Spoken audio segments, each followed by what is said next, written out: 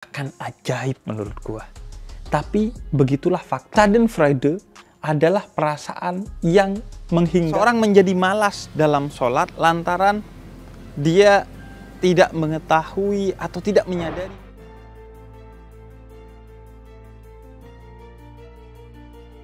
Di modern ini banyak pendakwa menyampaikan ceramah melalui media sosial.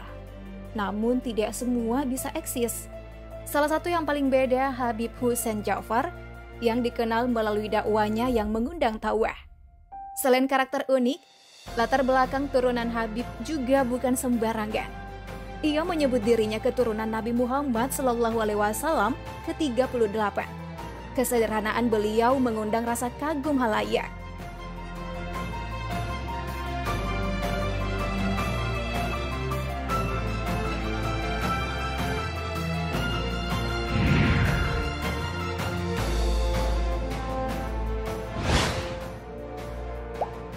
Rasa-rasanya Habib Ja'far ini membawa hal baru ya dari dunia pendakwah.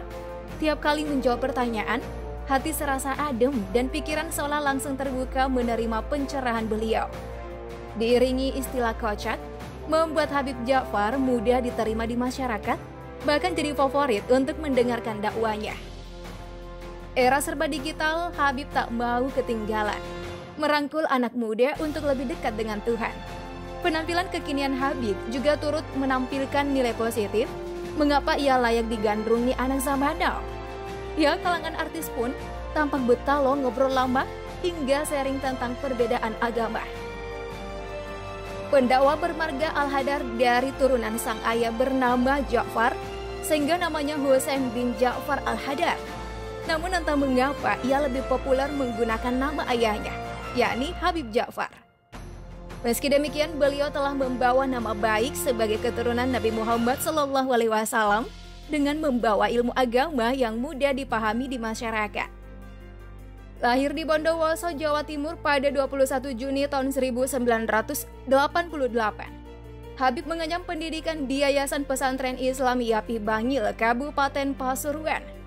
Kemudian lanjut menempuh pendidikan L1 Filsafat Islam Universitas Islam Negeri Syarif Hidayatullah, Jakarta. Lalu mengambil S2 Ilmu Al-Quran dan Tafsir di Universitas yang sama.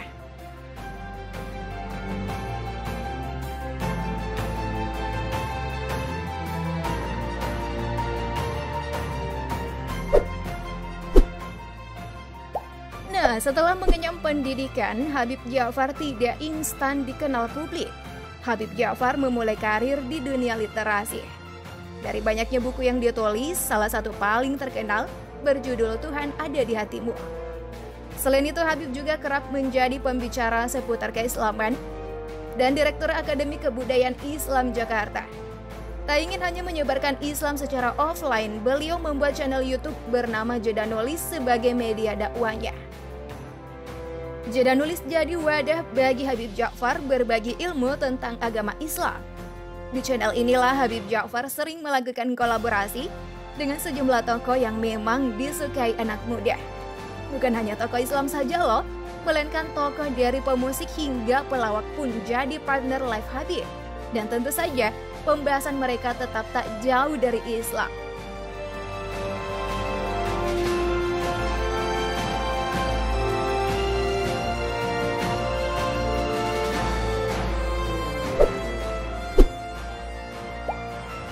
Sosoknya lalu terkenal di berbagai platform media sosial. Cuplikan dakwahnya tersebar, tawaran masuk TV pun berdatangan.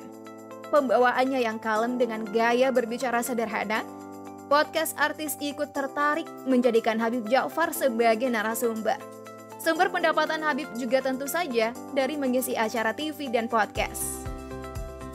Meski memiliki garis keturunan Nabi Muhammad SAW, Habib Ja'far sama sekali tidak menyudutkan perbedaan pandangan orang lain yang menganut agama selain Islam. Justru Habib memancing pertanyaan yang terdengar sederhana, tapi cukup membuat lawan bicaranya yang non-muslim harus berpikir seksama agar tidak salah jawab. Pancingan pertanyaan inilah yang terkadang berakhir gelak tawa, saking halusnya penjelasan Habib meluruskan jawaban sesuai syariat.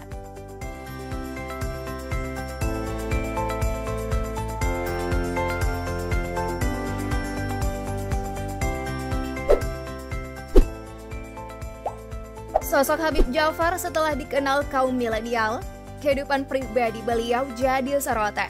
Penampilan yang tidak begitu mewah, kediaman jadi hal dikepoin para netizen. Nah, ternyata tak jauh berbeda dari karakter Habib. Kembali konsep sederhana jadi pilihan. Beredar potret ruang perpustakaan yang memperlihatkan buku-buku memenuhi rak di dalam rumah. Teras Habib juga terpajang deretan buku, poster, dan foto yang tergantung di dinding. Kalau yang ini masih dengan suasana full of book. Maklum, Habib memang sudah lama aktif di dunia literasi. Tak heran jika ruang kerjanya banyak sekali diisi buku, terkhusus buku bertema religi. Namun dari banyaknya ruangan yang dipenuhi buku, ada satu ruang yang dikhususkan untuk menonton TV maupun dijadikan tempat bermain game. Di tengah kesibukannya menuliskan buku dan berdakwah, waktu luang dipakai Habib untuk bermain game. Kegemarannya ini membuat Habib rela membeli peralatan game sebagai hiburan dikala beristirahat sejenak dari rutinitas. Sementara di sisi lain ada satu lagi ruang khusus Habib Ja'far yang biasa juga dipakai sebagai tempat untuk menulis dengan nuansa lebih sunyi dari perpustakaan tadi.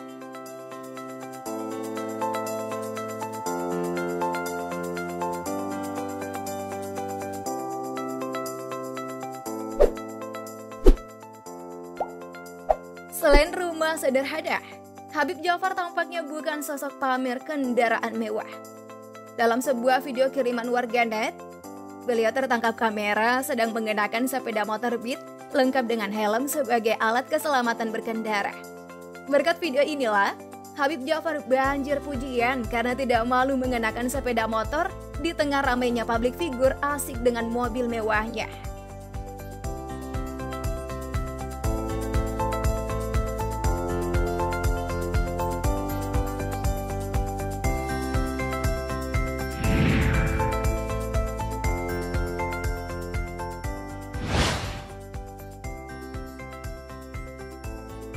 Ya, seperti itulah pendakwa yang terkenal sering menjawab pertanyaan nyeleneh netizen, tapi dijawab santai sampai kita semua terhibur. Kamu termasuk sering mendengarkan Habib Ja'far kah ketika mengisi suatu acara?